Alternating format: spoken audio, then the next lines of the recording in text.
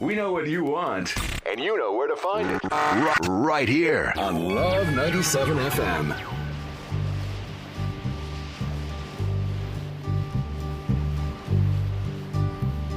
Sitting in the morning sun, I'll be sitting when the evening comes, watching the ships roll in, then I'll watch them roll away again. Yeah. I'm sitting on the dock of the bay, watching the tide roll away. Just sitting on the dock of the bay, wasting time. I left my home in Georgia, headed for the Frisco Bay.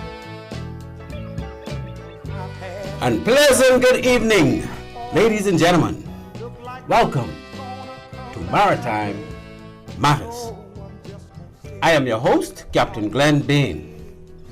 This is still the month of May, people. The month that we suffered our most tragic maritime event in the history of our country.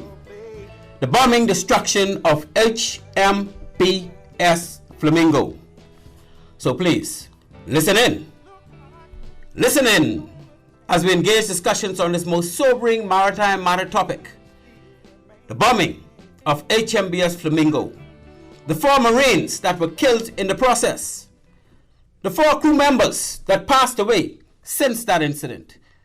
And the burden that the 11 surviving crewmen continue to endure in the aftermath of that tragedy. We're going to learn from our distinguished guest tonight his bird's eye view details of that tragic unfolding, from the beginning of Flamingo's deadly voyage to her eventual destruction by the Cuban MiG fighter jets. So buckle up, folks, and join us on this humbling and most informative revelation into HMBS Flamingo, her final voyage. Shout out to my Ari, my number 1 fan, Annie May, up there in Freeport, 90 years and rocking steady. Annie May, good night to you, and thank you for listening to Maritime Matters. You know you're my number 1 fan.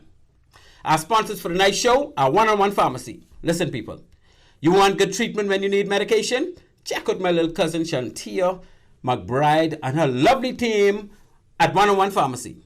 Fill your prescription at the store or send your online refills via oneononepharmacy.com. The 2 locations, East Street South, Charles Sanders Highway. As you know, there's a 3rd location now in Freeport. That one is known as Island Care. So you go to Island Care and you just do your thing. They're there to take care of you. They will give you the best treatment in the world. They're a little small, but they got everything you will want. Trust me on that. We are also sponsored by Bahamas Maritime Connection Limited. We provide a full slate of ISPS maritime security services, port facility security assessments, port facility security plans, annual verification audits, ISPS trainings, consultancy, etc. To the listening audience out there, be reminded that I am accompanied tonight by not only my guests, but also the greatest producer around this town. With me in studio tonight is the insatiable, the man of the hour, the man with all the power. He is fully able, quite capable. I bring to you, ladies and gentlemen, all the way from the city of Nassau, the one and only Kishno Jones. Yes, and he says hello to the crowd. You're listening to Maritime Matters, people. On this show, we talk maritime. Maritime Matters airs weekly at 19:30 every Tuesday here on Love 97 FM. The purpose of our show is to highlight persons that made significant contributions to maritime in the Bahamas and to sensitize Bahamians of opportunities in the maritime sector.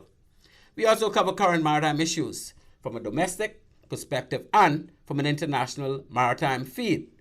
Tonight, we are dealing with HMBS Flamingo. We got a packed show, people. You're going to love this one.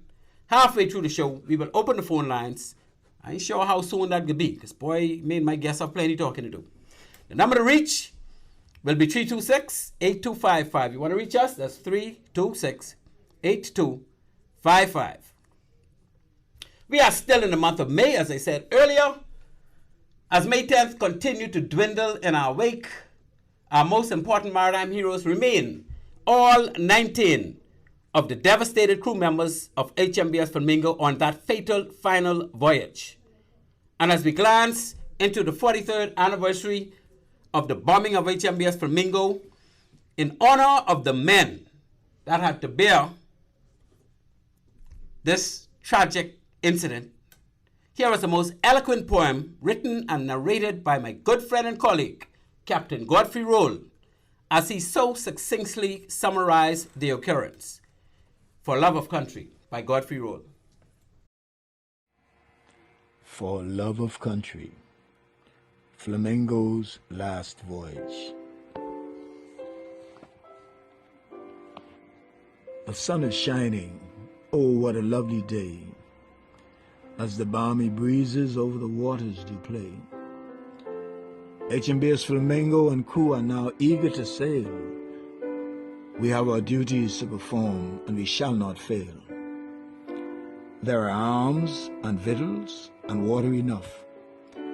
Our good ship is ready, be the seas calm or rough. So away from Coral Harbor we did slip. Ah, no one knew we'd be seeing the last of our ship. Throttles are engaged, engines put in gear. We have a long way to go, let's get out of here. Flamingo has been assigned a southern patrol, sailing under the command of Commander Amos Rowe. See the young crew members all lining the deck. The rolling seas have such a soothing effect. Oh, brave young man, do you not know what evil winds your way doth blow? An anchorage is sought for the night at Green Key, for the wind have come up, the ship must seek lee. Some crew members tell tales to pass away the time, while others on deck cast out fishing lines. Morning has come and anchor is weighed. The first lieutenant's orders have been swiftly obeyed. Flamingo once again turns her bow to the south, as a course is laid on for Blossom Channel's mouth. The ship is abuzz and spirits are high. We all feel as one with the ocean and sky. Through the channel we go, down the ragged island chain, through gin-clear waters. What an ethereal scene. Now a few days have passed, lazy and slow. Flamingo for fuel to Inago must go.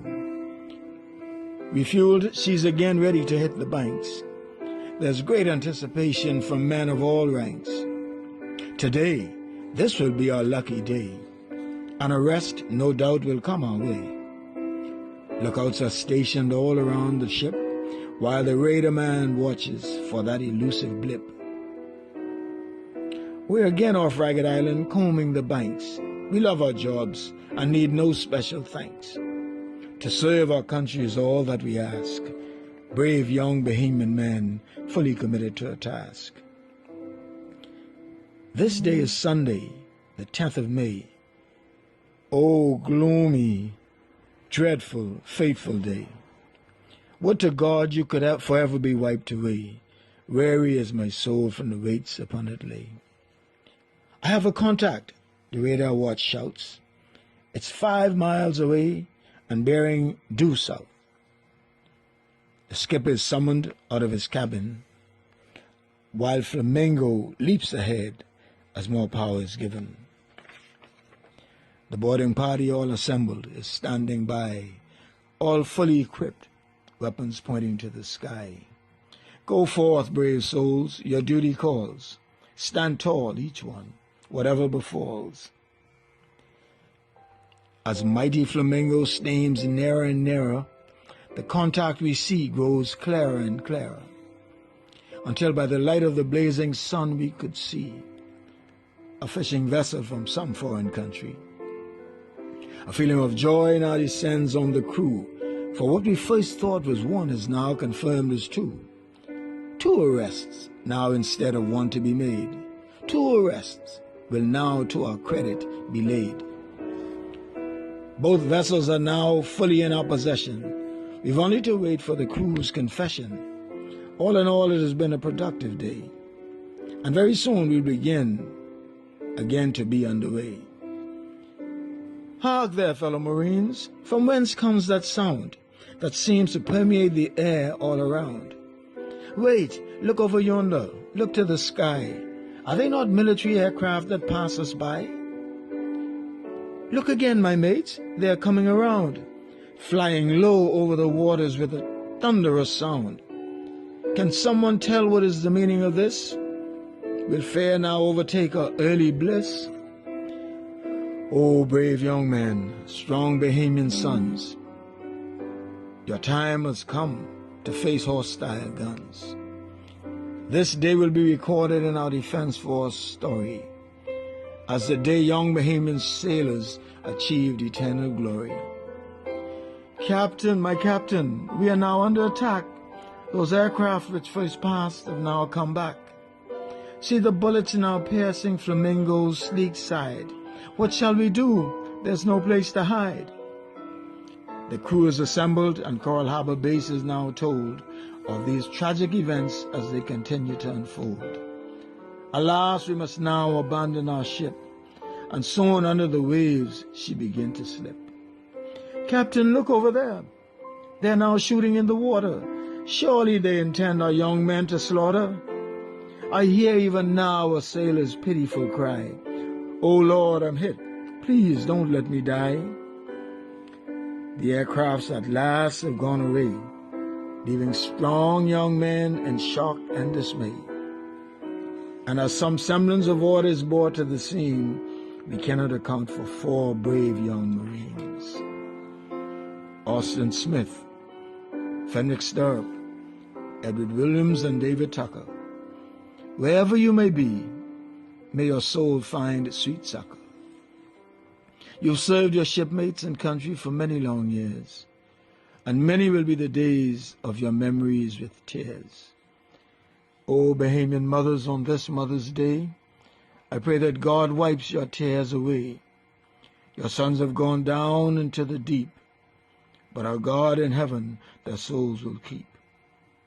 And now in their honor, young Bahamians strong and free step forth with pride to save their country.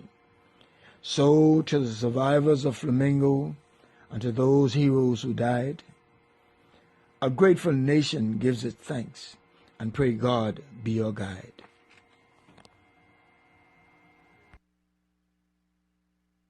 Friend, my brother, colleague, Captain Godfrey Gordon Roll. How sobering is that, ladies and gentlemen? We're talking maritime. And tonight, we're talking HMBS Flamingo. A bird's eye view from one of the crewmen that survived that awful devastation. Welcome back to Maritime Matters. You know, during the 42nd anniversary ceremony last year, the acting Prime Minister, Deputy Prime Minister I. Chester Cooper, gave a very moving speech. I held on to the part when he advised that next year, during the country's 50th independence anniversary, the 43rd memorial service shall be a grander event. And of course, they had that 43rd service downtown in Rawson Square. And yes, it was a grand occasion. And that was done in light of the dedication and honor displayed by the Flamingo crew while under attack. The DPM advised that there will be a more extensive recognition granted. But, unfortunately, people, there was no mention of reparations being paid out. Is this so hard to consider? How long? How long should these men carry on with their impacted lives in hopes that there might someday be some form of compensation for what they had to endure over the past 42 years? How long, I ask? It's been 43 years and counting, Bahamas. How long? I ask. I say reparation now, people. Reparation grant now. Hey, enough talk, man. Enough talk. A few short years ago, we found funding of over $200 million for patrol boats and harbor dredging to facilitate those vessels. That was fine, and that was duly needed. But so was the reparations for those men that suffered that awful attack on May 10th, 1980. They should share at least $100 million among them. But we are suggesting a reduction, only $65 million we're asking for the suffering over the past 43 years, for the ultimate sacrifice that they paid on that fateful day, and for the sake of good conscience. My dear listening audience out there, with me tonight is a man with a soldier's heart, a brave patriot, one that stood tall amidst the crew members of the HMBS Flamingo during that vicious bombardment. I bring to you a Marine that, in the face of adversity and chaos, stared death dead in the eyes and said, "It ain't happening today, death." A soldier that stampeded his way to the mountaintop, body slammed the Buddha and gobbled down the building up. I introduce to you tonight, ladies and gentlemen, the illustrious retired Chief Petty Officer EUGENE Blue Thompson. Blue, welcome to Maritime Matters, my friend. Thank you very much, sir. So good to have you. We've been talking for this from last year sometime. Didn't quite get you here. But, we have a lot to talk about tonight, as you know. You could just relax as we do this. I got this. I got everything covered for you. Yes. So you just relax yourself. And I want to start with a roll call. And while we call the names of those 19, that, including yourself, that were on that ship when this incident took place, you can just give me a little what you remember of each person. We'll start off with Austin Smith, for example. Because what we're going to do, before you even talk with Brother Austin, what we intend to do is that Coral Harbor roundabout. Those 4 roads leading from that roundabout are going to be the 4 names of the men that got killed during that impact. Mm-hmm. And the one that we're going to name after Austin Smith is the Coral Harbor North that goes to the airport. To the airport. From the roundabout to the airport, that whatever that they call that Coral Harbor Road North now, that's going to be Austin Smith Road. The Coral Harbor North. From the roundabout toward the airport, that's going to be Austin Smith Road. Okay. So what do you recall of Austin Smith? I really, good evening, Bahamas. My Yes. apologies. Go ahead, my brother. And thank you very much for having me. What did he look like? Short, tall? He was a short fellow. Short and he was fella. living, I really didn't get much contact with him. Okay. But he was living, like, once you turn off, heading to Blade Road South, and you turn off onto Soldier Road, Right. right? Uh-huh. His house, the pink house is right there. Oh, right on Soldier Road, on the corner then near Blue Yeah, Road. right there. Okay, But right. I don't really remember vividly like that. You and him wasn't personal friends, but No, you knew no. but you knew him. Yeah, So I did know. you sail with him prior to that? No. Oh, that was your first time sailing with him? Yeah, that's my And first I want time. the audience to know that you was not an assigned crew member of the HMBS Flamingo. No, it's not. You was assigned to the Andros, as you told me. Andres. You was Andres. you was not only assigned to the Andros, but you was preparing the Andros the day before. I was prepared For inspection. For inspection. That was my boat. Because Andros always had those shiny brass. I remember Andros very well when he first came That back. was In a boat could look better than Andros. That's the cleanest boat Yeah, in the fleet. right. So you was preparing the Andros for inspection, Inspection. and then you were grabbed to go to sea, or how did that happen? It happened that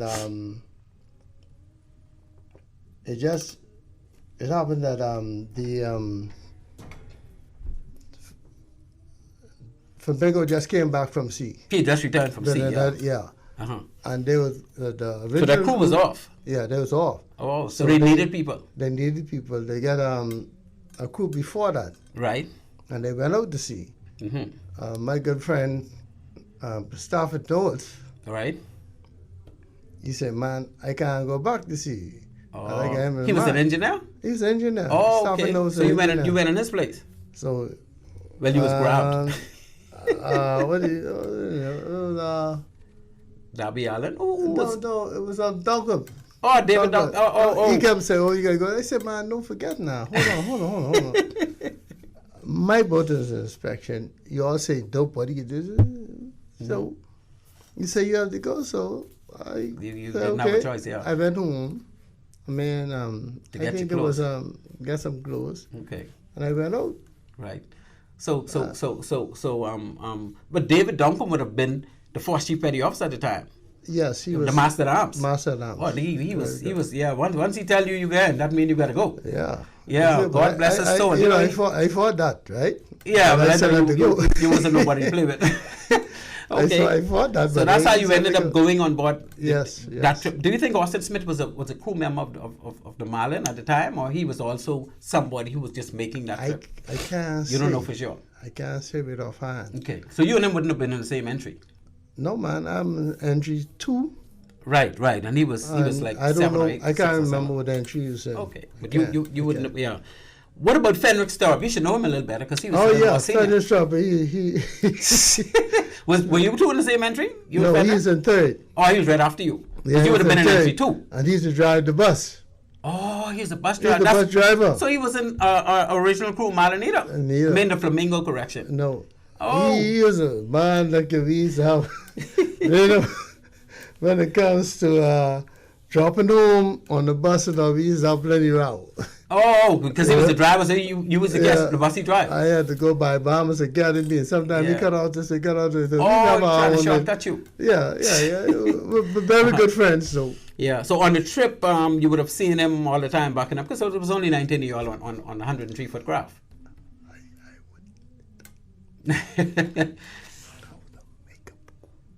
Yeah, I know it was a makeup crew. So he wasn't. So you was one of the persons they took because the crew was off, and Fenwick was also. He wasn't assigned. He was a bus driver. I can't say that. Okay. But I know David Tucker. Tucker. Yeah, David. He was the gunner, so I think. So he was assigned. Right. He was assigned. To know that 20 millimeter, you had to have been assigned to that ship. That's only 2 ships had 20 millimeters. Yeah. Marlin and Flamingo. I can't say who was on the boat, but right. I know when they signed me, then we went out. Because he had, I'll be honest with you, I was the one there.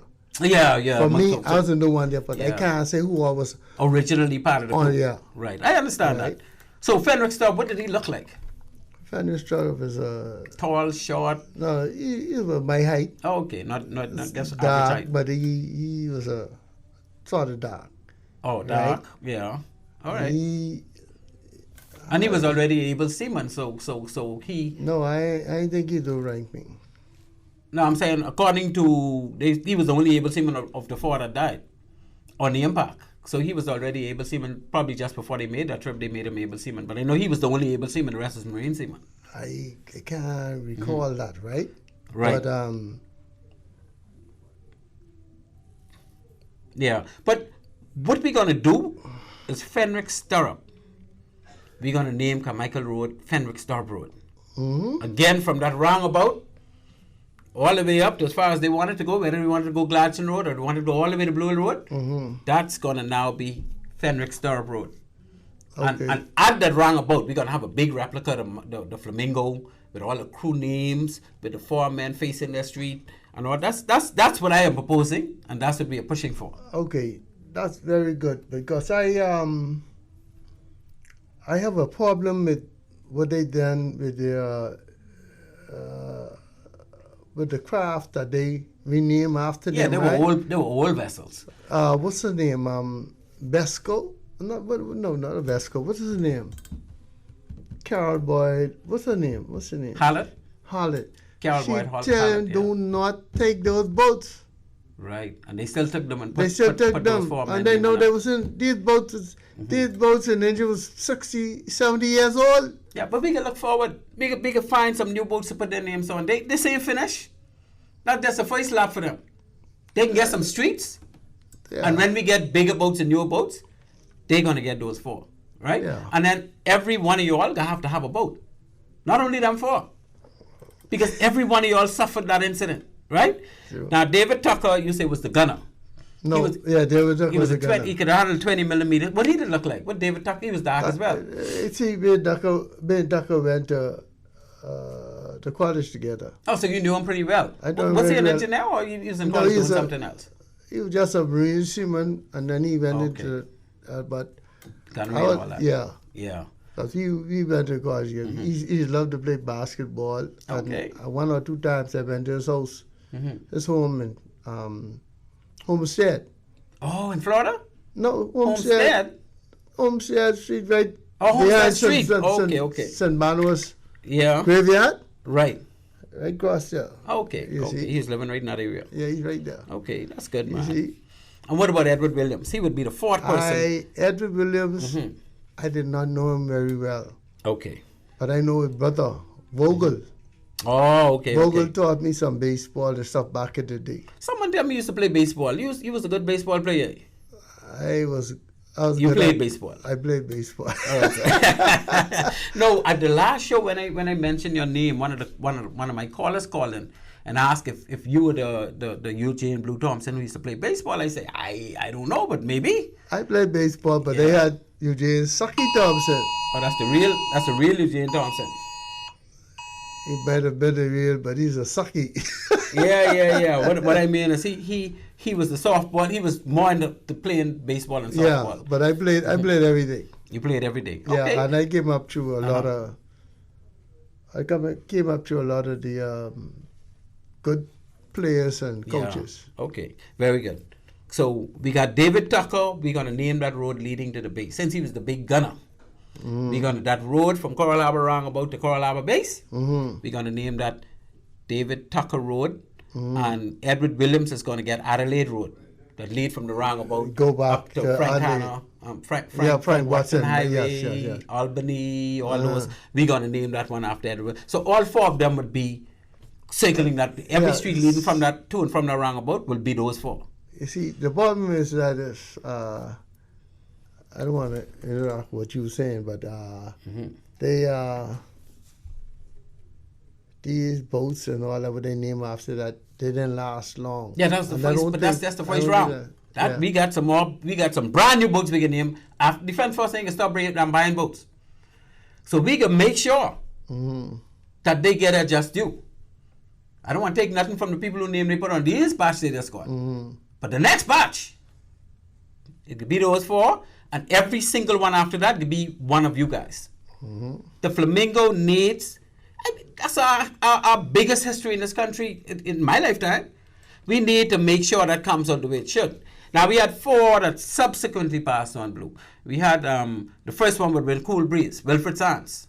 Yeah, He was an acting sub-lieutenant on a trip, I think. Yeah, we didn't know when he died. Or, I don't know. Well, he was no longer in the job. I only heard that he passed. I think he died in the first. I was a couple of years realized later, later in life that he was my family. Oh, that's actually one of your family members. So yeah, he was on the board the vessel. You don't remember anything in particular of him. How well did you know him? I mean, you didn't know he was a family back then, so you didn't engage him too much because, like you said, that wasn't really your vessel. Now we had Oscar Dusty Miller, who died after him.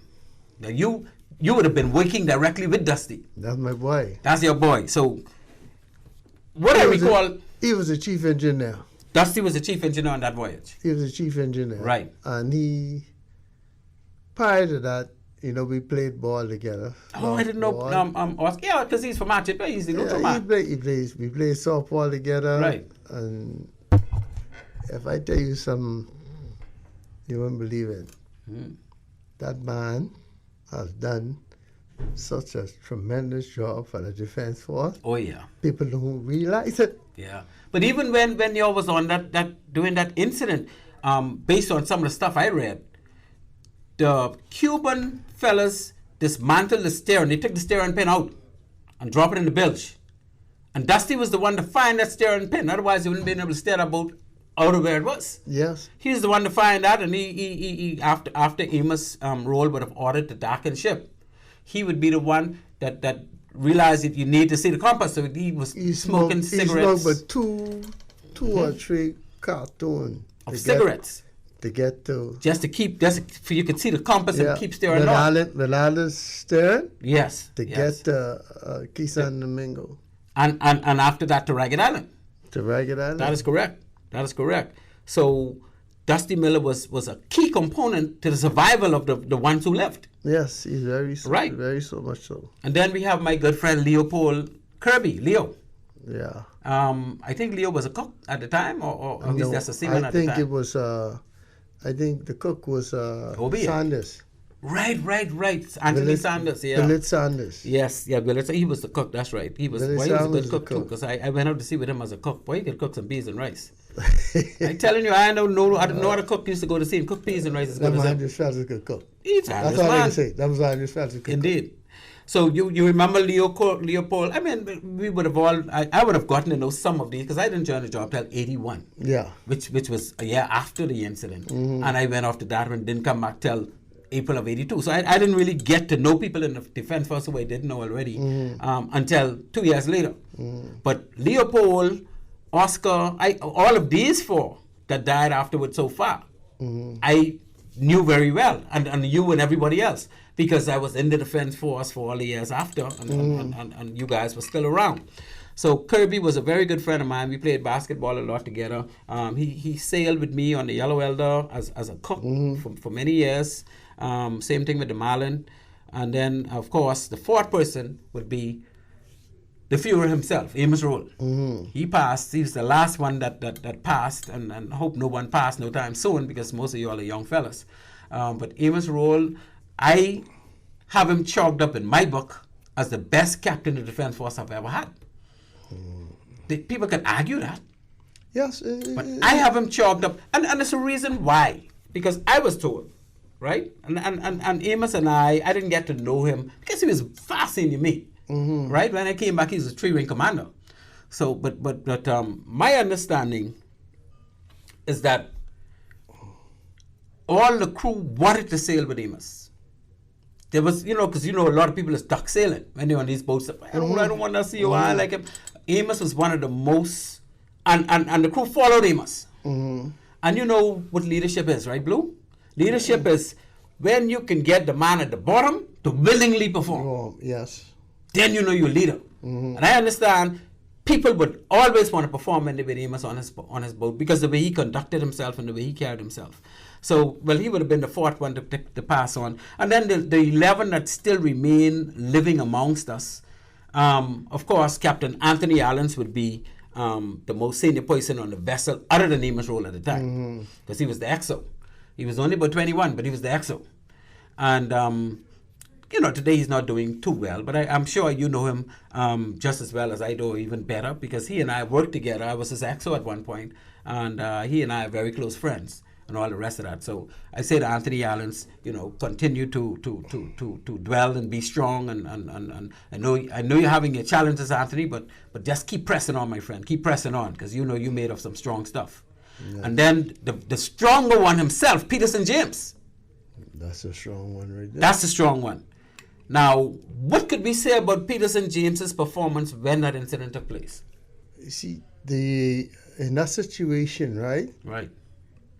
Like I say, a lot of Peterson James were the boarding party members. Oh, so he went with two boarding party. Because he had two vessels, yeah. Yeah, two vessels, right? So he wasn't even on the Flamingo when the attack happened. And that's why I keep telling people sometimes I could tell you what I saw from what you saw on the boat, right? Looking toward that and what's happening, right?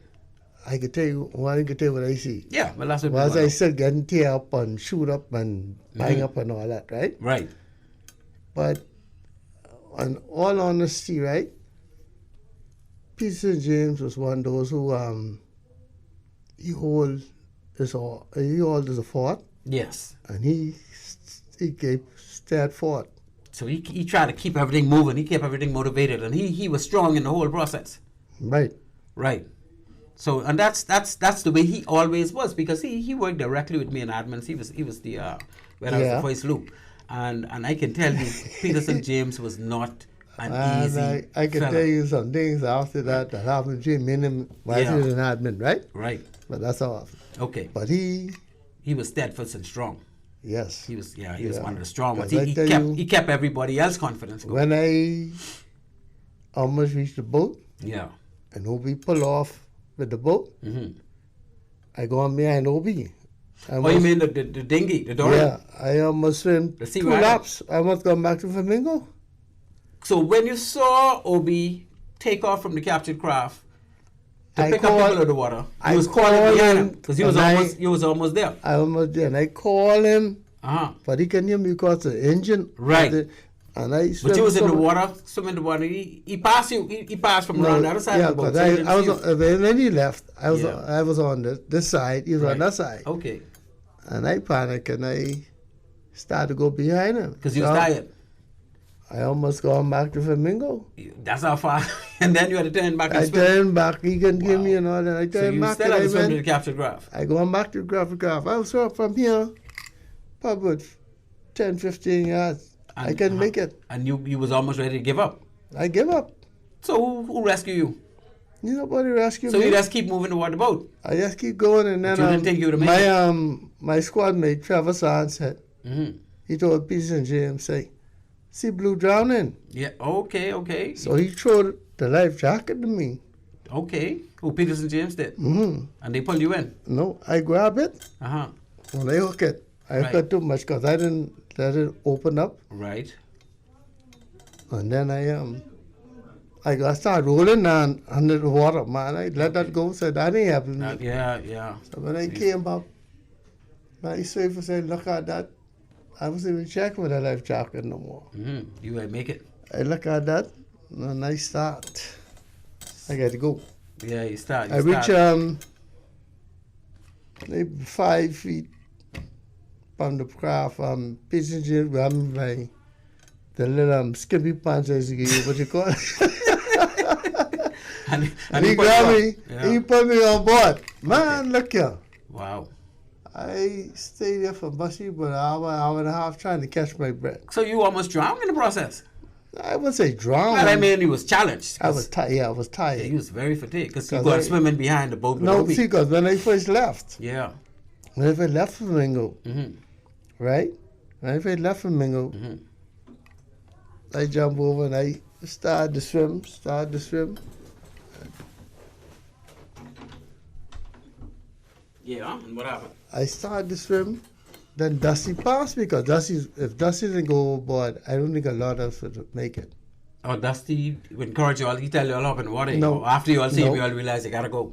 When he passed me, I say, Dusty, I grab Dusty. You grab on them. I grab on this, Dusty going down. With you? Hold them? Black water bay. Wow. Yeah, there's ocean you in. That's Yeah, right. he keep going down, going down. I couldn't even see my hand holding on Dusty. Wow. That's how dark the water was. That's how dark it was. Okay. So when they left, when I let him go, Mm-hmm. he came up. I know if I go on now, but okay, let me say first. Yeah. Dusty say, swim, Blue, swim. Right. He encouraging you now. Right? Mm-hmm. And I go on behind Dusty. Right. Swim. I say, wait. I see, because how rough the water was. One time you see the boat, next time you don't see it. Oh, the water's choppy. It was choppy. I thought it was And calm. No, man, them fellas was flying low, you know. Right. Oh, they made the water. Yeah, that's right. The They planes made- cause they the made water to it get rough, choppy. right? Yeah, Yeah. that's right. The vibration and Yeah, and so- the pressure from the plane, yeah. And then let Dusty go. Dusty come up, we blow up. He say, swim, Blue, swim. I heard Williams in the back of me. Well, that's Edward Williams. Yeah. Right. I look at him. I said, boy, swim, Williams, swim. I tell him what Dusty tell me. Yeah, you And I try go to on encourage behind- him now. I go on Yeah. behind Dusty. Wow. I say, boy, I see the boat 1 minute. I don't see the boat. I Yeah. say, hold on. Let me take my time. Start dog battling. I start doing it. As soon as I stop, Mm-hmm. and they do like that. The bullet The bullet going right over your shoulder, right over my shoulder. through the water. So you almost got shot. If I was doing that, You would have got shoot. that was gone. Wow. This arm was gone. Yeah. So So it's a good thing you use breaststroking and not I stopped going freestyling. I stopped going behind them Yeah. like And the bullet came right in front of your shoulder. that. I tell you, Wow. I only see bubbles going on. Right. So when I stopped that, and I say, before that, I told Williams to swim, Mm-hmm. right? And Williams, I hear him no more. Because I trying to penetrate. Yeah, and then play the bullets in the water too. Yes, they look, shoot. man, I ain't tell you what like. My honest belief, what happened, if I get that come that close to me, yeah, some people let don't me get hit. Yeah. Tucker was right there. Oh, he's ahead of you. And Tucker to the boat before I leave the boat. Wow. Tucker to the capture crab before I leave the boat. Okay. And that's why I said today, somebody of the capture craft who saw some Tucker was too close. Yeah. Wow. Tucker get hit. Farrington and Village Sanders, they didn't get hit. Right. You get grace. I get grace. While Fook was still on the boat, he got grace because he still have the coverall. Right. So Gregory Curry was grazed while he was on the boat. On Flamingo. So they were shooting. They hit you with the rockets first, and they come shooting even on the boat after that. Okay, that's bullets. See, remember something. Those 20 millimeter have four different calibers. Yes, they do.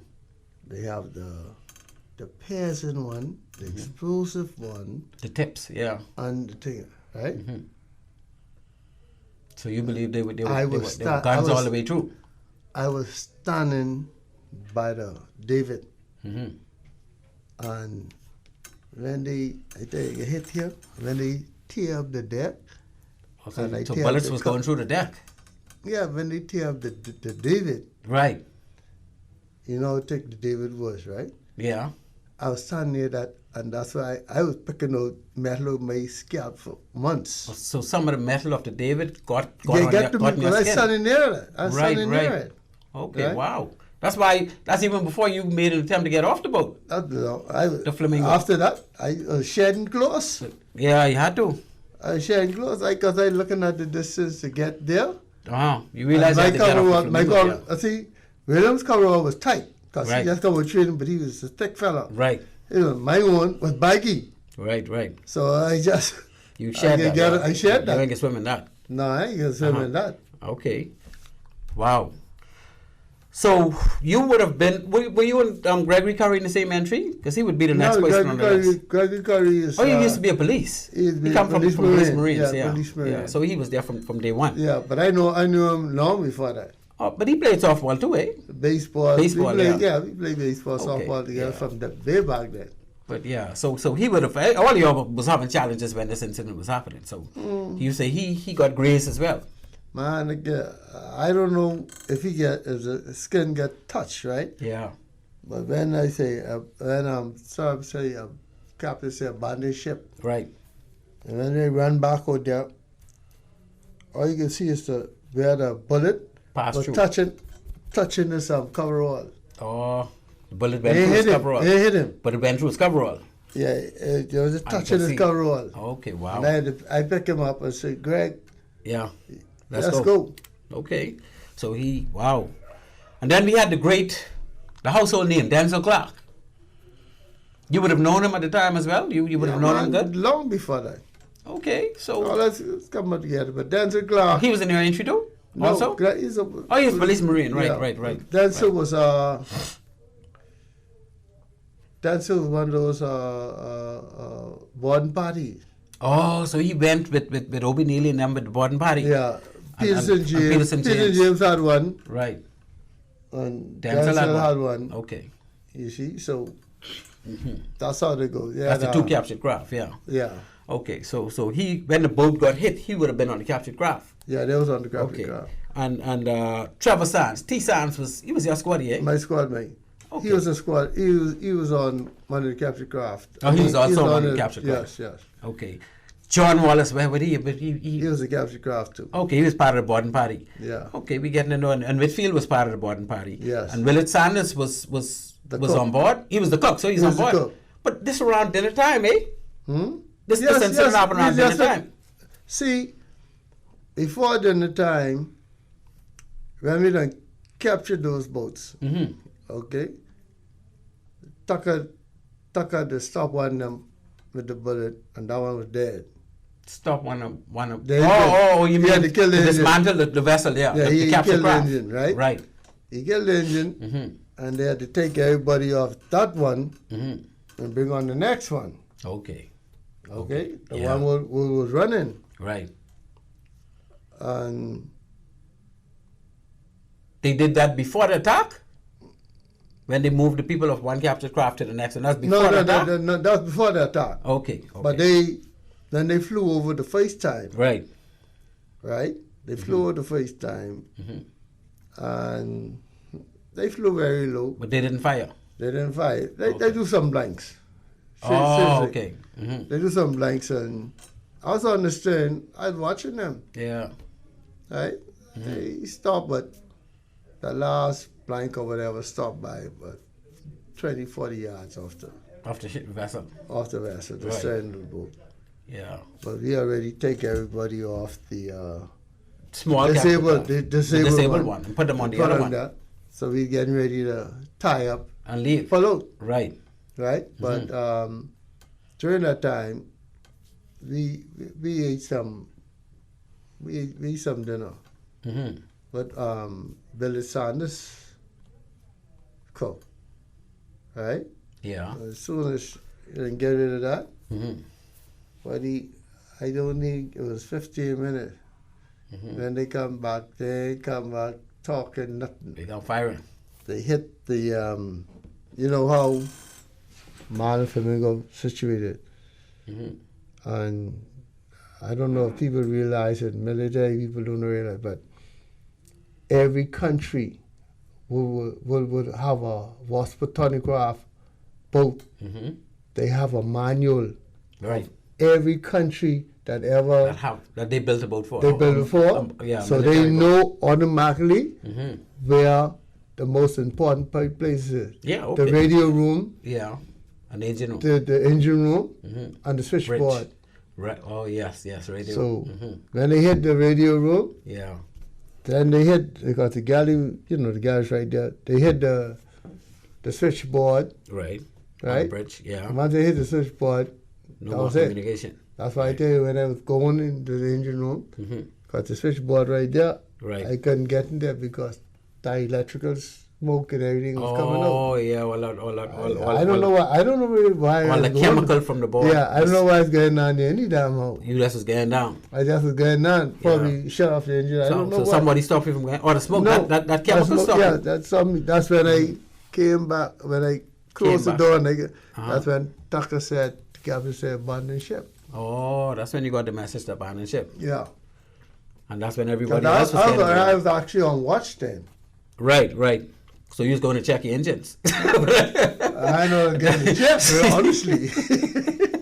Okay, so and then that's when you all started to go in the water. Well, we didn't really go in the water, but like you say, then because the boat would have been starting to be on fire, eh? Then from Amish Road point of view, upstairs, I didn't see up there because Tucker, Starb, he ran from up there. Oh, okay. He came from up in the bridge area. Yeah. And he came down and he said, Captain said, abandon ship. Okay. Right? Cladwell. Right. I think he was the radio man. He was the radio man, that's correct. He came up. Sanders was in the galley. So he came out. But like I said, me and Starbuck coming in and out. Right. He was coming That's out. the last time I saw Starbuck. Right. When he tell me and Buck coming in and out, he said, Captain said, abandon ship. Right. Wow. Right? I saw when Sanders passed me. I didn't see when Cladwell passed me. Okay. Right? Right. But those guys was gone. They was in the water, yeah. They was gone. They only had to hear the captain say abandon ship. David Tucker ain't never come like, he dive off the valve section where I never saw. Who, David Tucker? David Tucker. He was a gunner. You think he went to go to the 20 millimeter? No. When they say abandon ship, he was gone. You see? In the water? He came off the bow section. Oh, he came from that way, and then he go on in the water, yeah. Yeah, he dive off the bow section. Oh, so he didn't come to the midships to dive. He go straight in the water from the bottom. Where Cladwell and all of them had to come back up from upstairs. And then go overboard. But he just gone straight in the water. He just gone from the bow. Straight in the water to water capture craft. Okay. That's right. And I tell you, I'm still stunned to the day. Tucker right there. Right. And didn't make it. And he somehow. make it. So something. That got me punched drunk right up to now. Yeah. So we talked with everybody so far except A.K. Russell, my good friend. He would have been the only crew member whose name we haven't called yet. He's one of those who was on the captured craft. Mm-hmm. Right? Yeah. He's the one on the captured craft that... Oh, he was with one of the boarding teams? One of the boarding teams. Okay, cool. M&AB and all. OB and them. Yes. Okay. Right? So he probably went with Denzel. Or either Denzel or James, like you say. Yeah. Right. Either or, but... Mm-hmm.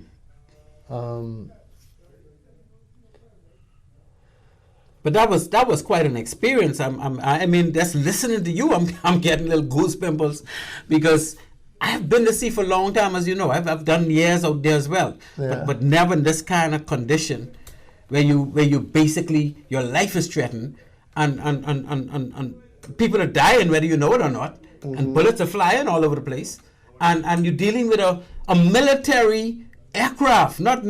I mean, we were not trained to deal with anything military. We were trained to patrol, deal with the poachers, the illegal immigrants, and drug smugglers. That's all we were trained to do, right? And in every case, we would overpower them with weaponry. Yes. But when if you had a frigate or a destroyer or something, or they with missiles, we don't stand a chance. You imagine an aircraft, a MiG, a Russian MiG, with the kind of speed and acrobats they can do. You were basically a sitting duck, eh? But sir, let me say this to you. Like I explained to you a little while ago that you got a 20 millimeter on the bow, yeah, or on the aircraft. You got you got different tips. You got the same type of weapon. Bullets, but different tips. Different tips. Right. You got the explosive. Right. You got the driller. The tracer. And you got all that. Yeah. All right? So they know we had the same type of material. But they might have been more powerful. Well, they're quick. So when they came back, they wasn't taking no chances. No. They probably fly over the first time just have a look to see what's going on. What's going on? They know they're coming back. But y'all didn't know it was coming back. They didn't know it. At least not to do that kind of damage. You know what I mean, say? Yeah, wow. So, we are talking maritime people. My guest tonight is none other than EUGENE, former or retired Chief Petty Officer EUGENE Blue Thompson. He's giving us his view of what took place while he was on board the HMBS Flamingo at the time of the destruction by the Cuban MiGs. And we'll move into our second break at this time. So you can just hold on as we get it together. At One-on-One Pharmacy, our friendly staff is ready to serve you. Visit us today for all your prescription and over-the-counter needs at our East Street South or Charles Saunders Highway locations. We're open Monday through Saturday from 8 a.m. to 8 p.m. and from 9 to 4 on Sundays. In a rush? Send your refill scripts online at oneononepharmacy.com or ask about our convenient pickup service. One-on-One Pharmacy, providing personal health care with people at heart.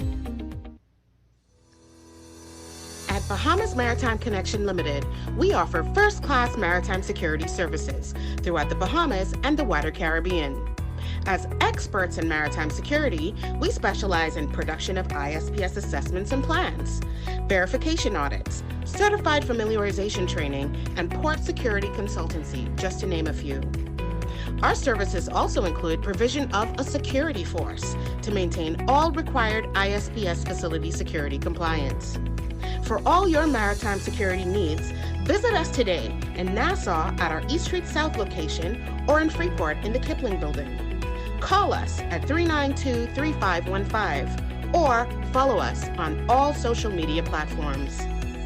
Bahamas Maritime Connection, your leader in maritime security. Let's help you make the connection.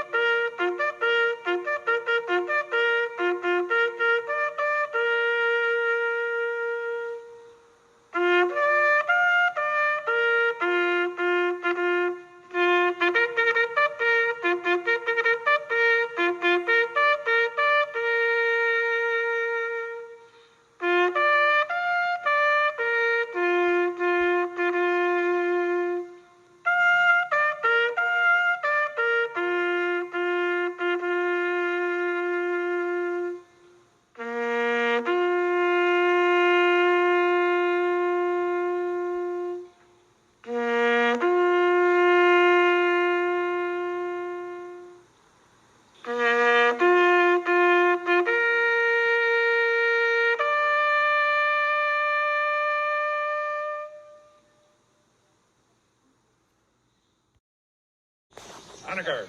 Attain. Port arms. Half right. Loose. Unlock. Rifles. Prepare to fire. Ready. Aim. Fire. Ready. Aim. Fire. Ready. Aim. Fire. Yes, ladies and gentlemen, welcome back to Maritime Matters. I am your host, Captain Glenn Bain, and we're about to open the lines. Again, the numbers to call 326, correction, 8255.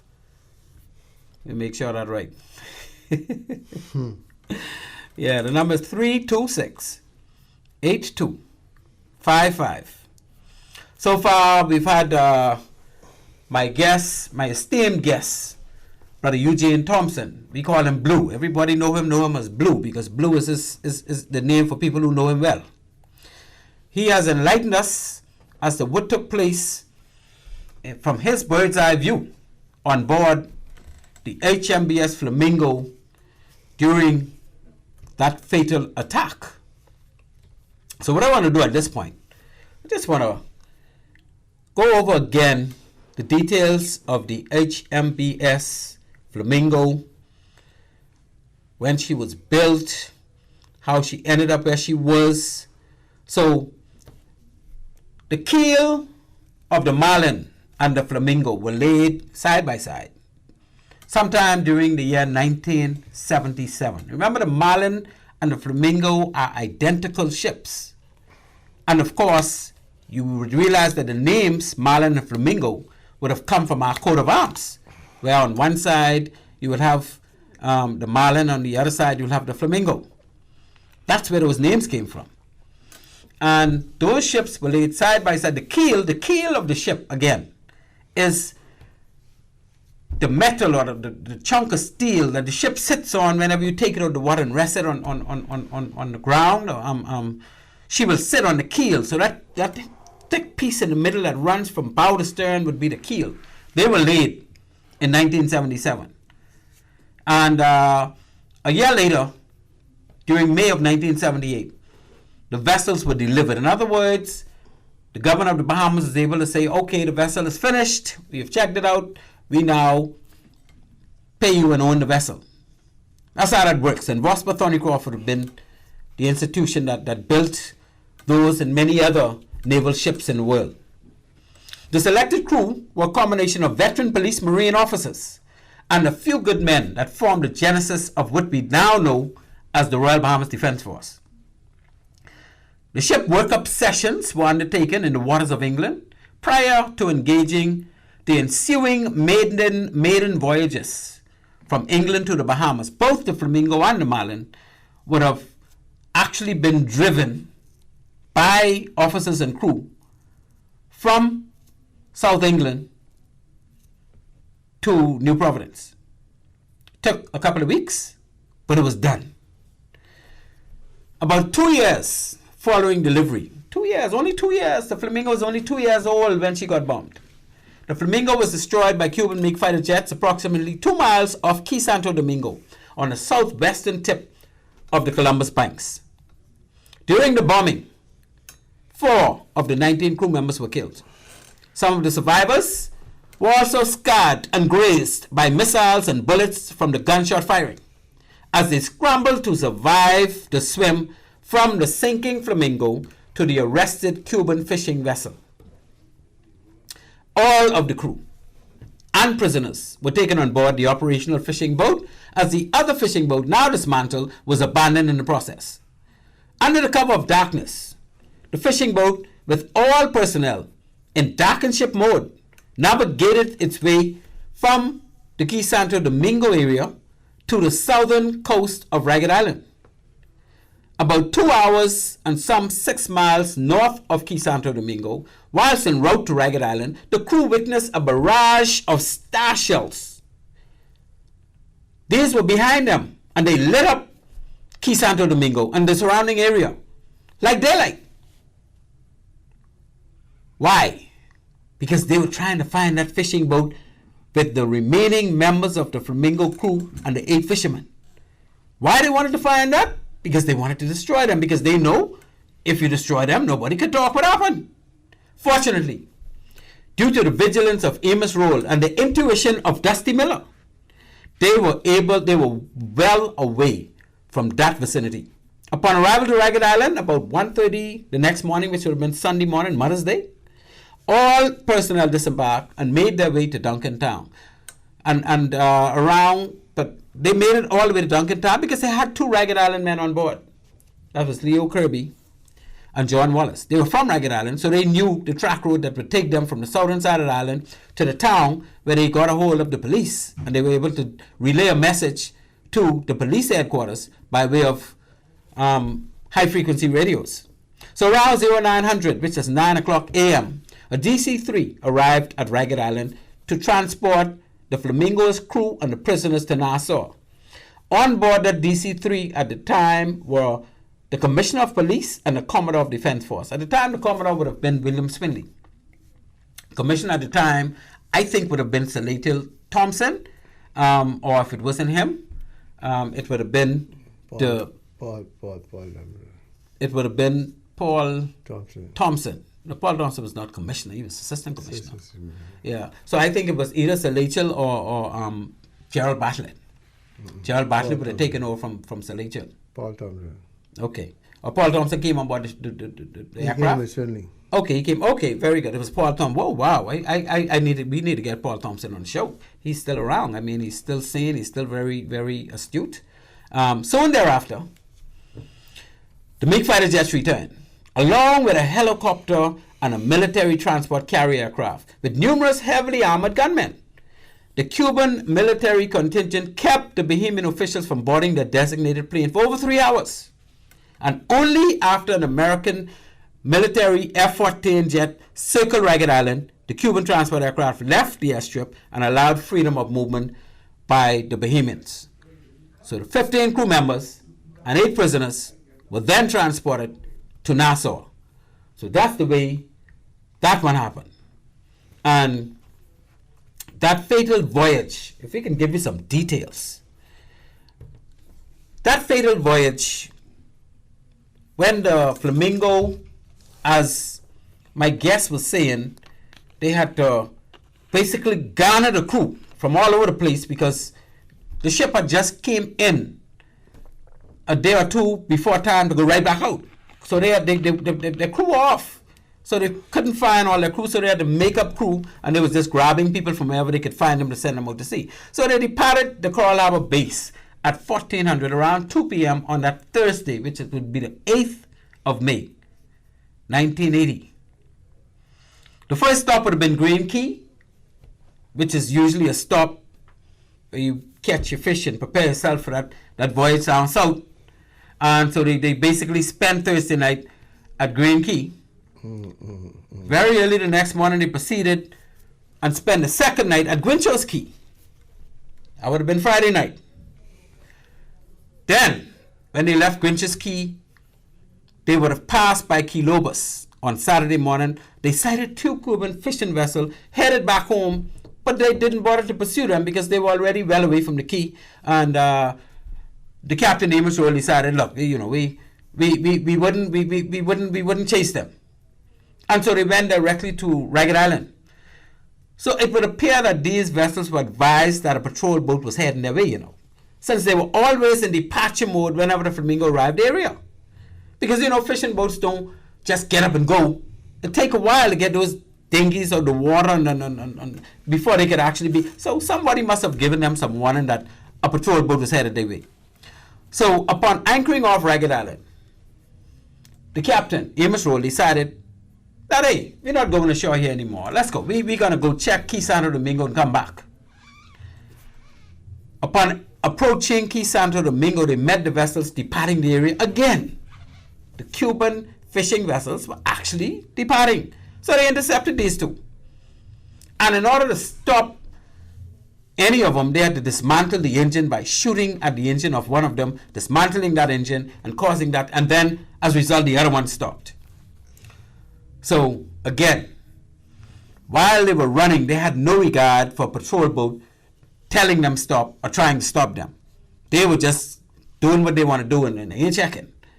So they were abducted and they were starting to be taken in tow. All of the men were taken off the dismantled vessel that got hit and put on the one that was still operational. And they were getting ready because right after dinner, everybody now getting ready to make that journey to bring this arrested craft in to Nassau. So what happened? Flamingo was bombarded and destroyed shortly after this. 4 men were killed in the process, and the other 15 were in the water scrambling for their lives. And we say, what those men had to go through. And I have one of them here in my presence, and I say we have to compensate these people. They need reparations. I say compensation now. Or does the family of these soldiers need to sue the government of the Bahamas for compensation? Shouldn't have to come to that. What they went through, no other Bahamian could ever dream of. What they went through, no other Bahamian will ever go through. I say at least $1 million for the family of any government employee murdered whilst in the line of duty. We got policemen. Some of them get shot while they're chasing prisoners. Some of them die and crash chasing prisoners. And what happened to their family?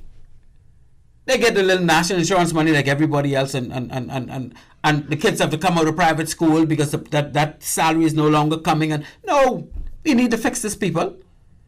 Royal Bahamas Defense Force personnel at sea, they face all kind of challenges. If they die while they're trying to fight for the integrity of our country, what happens to their children? What happens to their family? What happened? Again, they get the national insurance, couple of dollars from national insurance for the funeral like everybody else. And everything else stops. Yes, if they're married, maybe the wife will get salary for a year like everybody else. So what happens while these people are putting their life on the line? Yes, they sign up for that. But they didn't sign up to say if I die, everybody suffers. Prison officers, they die during the course of their duty as well. In certain situations, they deal with prisoners. Customs officers, immigration officers, healthcare workers. What happens? The country doesn't owe them anything if they die in the line of their duty. I say $1 million minimum. $1 million for any person that causes the Bahamas flag to raise in the eyes of the world. Not only happens at Olympic level.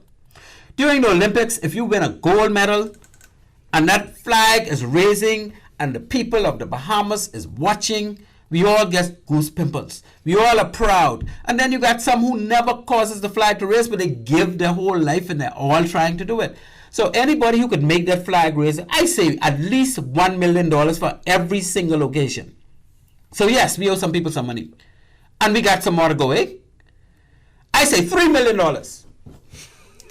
for any person that faces unfair attack from another country military power. Unless, of course, they are equally equipped to combat such a force. In other words, if we had air-to-surface missiles on a frigate and an aircraft come, we have anti-aircraft missiles that are computerized, hey, we good. But if you're on a patrol boat and you don't have any kind of computerized gunnery, missiles, or anything to defend yourself from an air attack or even a surface attack, and you are slaughtered, I say your family should get at least $3 million because you didn't even have a fighting chance. I say $5 million for each of the family of the 4 men that were slaughtered during peacetime. So for the family of any person slaughtered by enemy military attack during peacetime without being trained and equipped to fairly defend themselves, I say $5 million. And I say that without hesitation.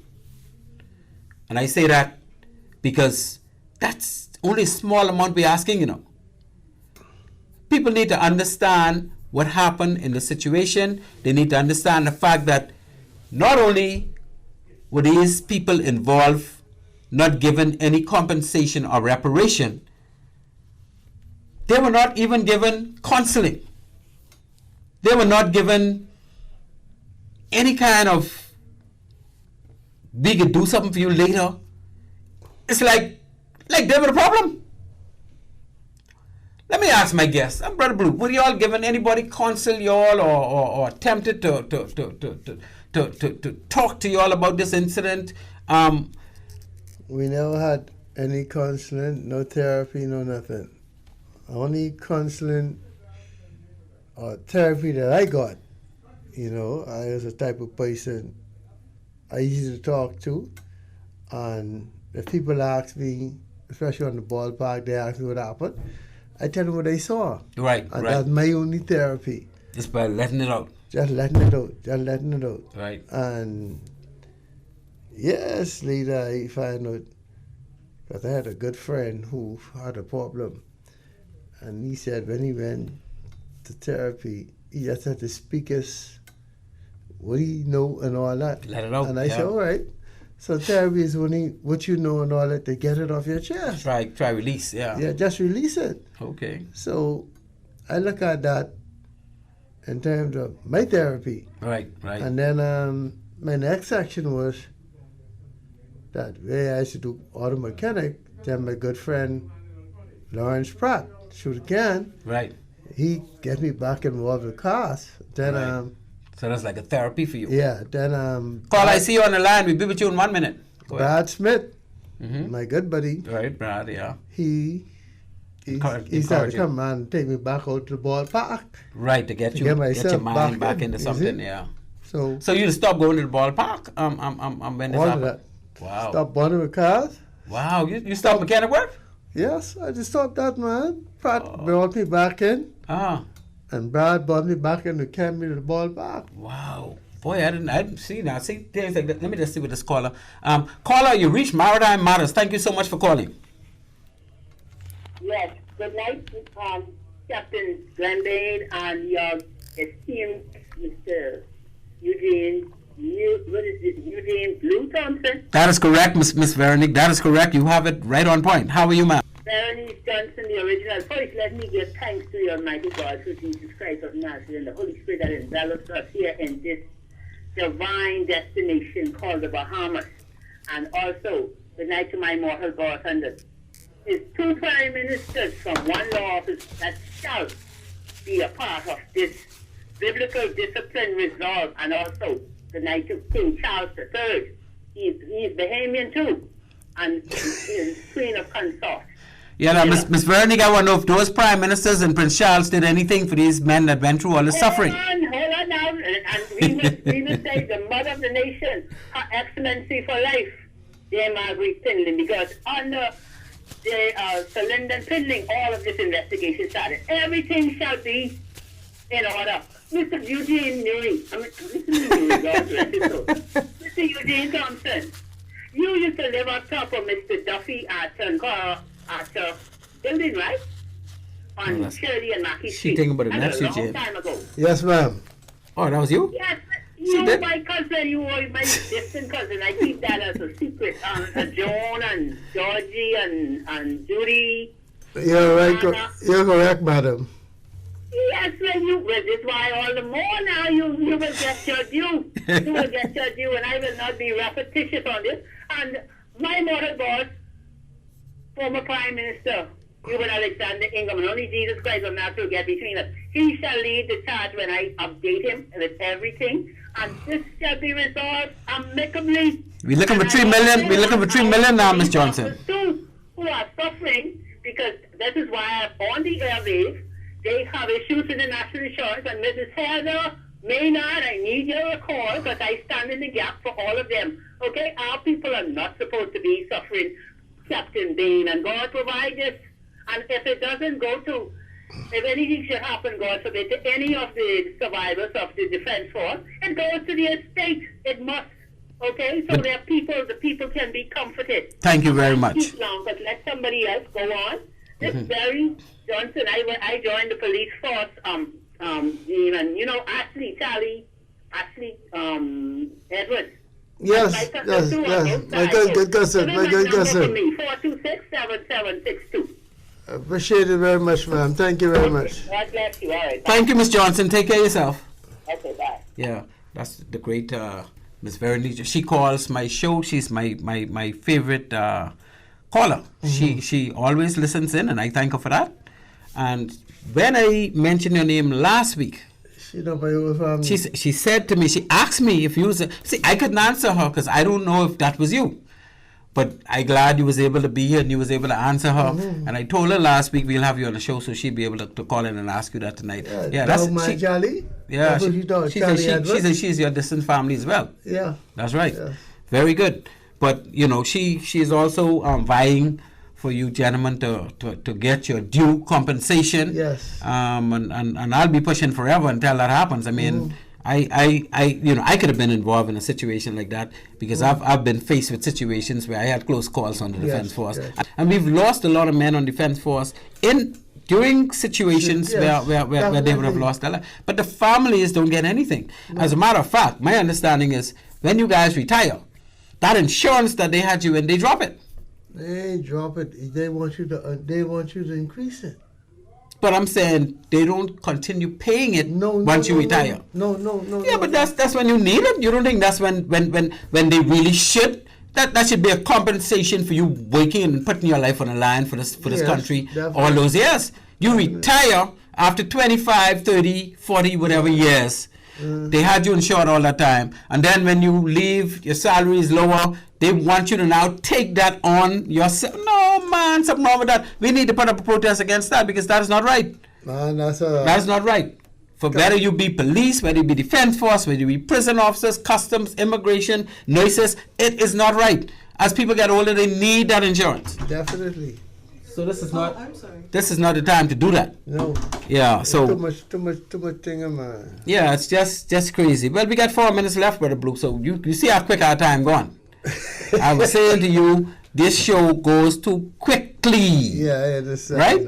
So what I'll ask you at this point is if you have anything that we didn't cover, either pertaining to that incident or subsequent to that incident, or any shout out you want to give to anybody.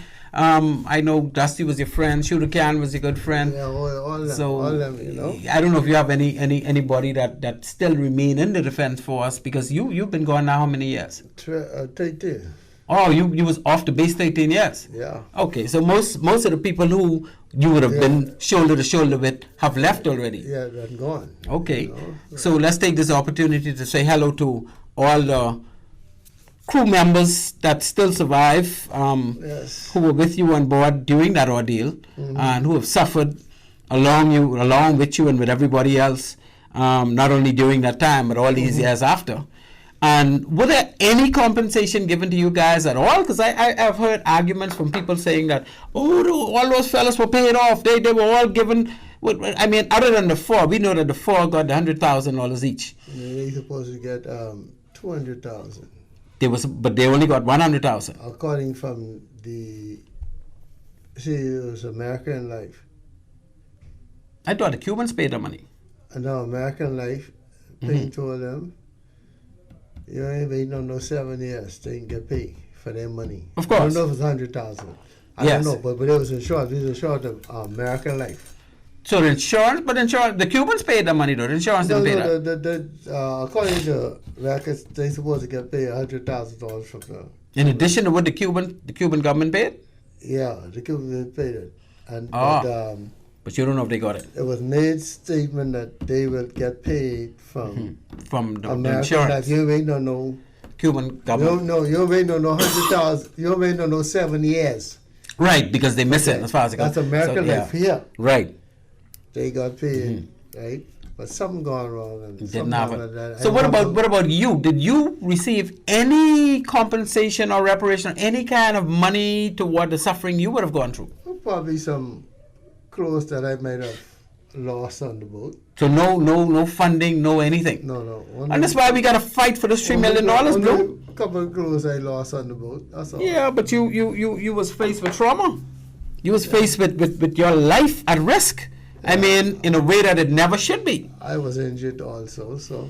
You got injured during the process? Yes, I got injured. Okay. Well, I want to personally thank you for coming out and expressing your views of that incident, because a lot of people don't know the details. A lot of people, they don't understand that we have people among us like yourself who have actually lived that horror. I know a lot of people they sitting in my yard doing what they doing, right? Yeah, but they don't know what they don't know who I am. They don't know from whence you came. You need to explain that to them. Like that. Exactly. Yeah. So I say to you, thank you for serving this country. Thank you for being able to sustain yourself after going through such trauma. Thank you for blessing Maritime Matters show with your knowledge and your experience and giving us this bird's eye view. Because I always, I'm still involved with partaking in teaching and all that. Right, because you did a stint of teaching at the prison. I remember you used to go to the prison to do less training. I'm still involved with education. Okay. In terms of the high school kids auto mechanics. Right. Excellent. I'm still involved with that. Yeah, excellent. Okay, so I thank you very much, my friend. Giving back. So, ladies and gentlemen, we are ending our show as we reach the 2100 hour, 9 p.m. And I'd just like to mention my sponsors again.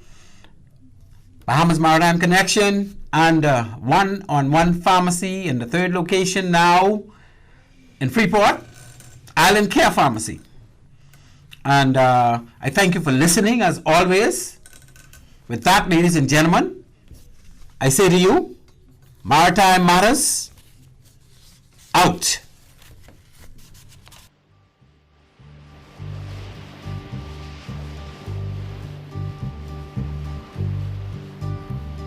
Sitting in the morning sun, I'll be sitting when the evening comes, watching the ships roll in, then I'll watch them roll away again. Yeah. I'm sitting on the dock of the bay, watching the tide roll away. Just sitting on the dock of the bay, wasting time. I left my home in Georgia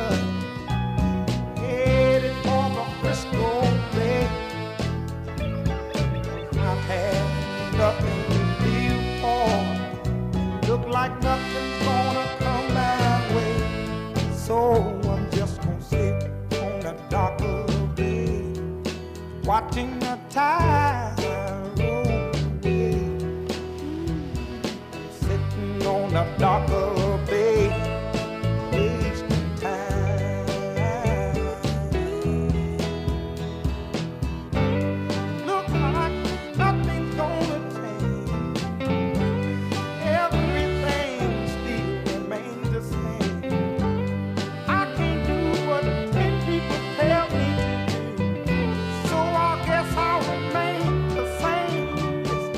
Sitting here resting my bones, and this loneliness won't leave me alone. This 2,000 miles I roam just to make this drop my home.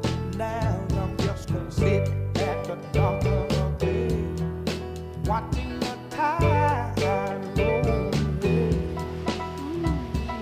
Sitting on the dock of the bay, wasting time.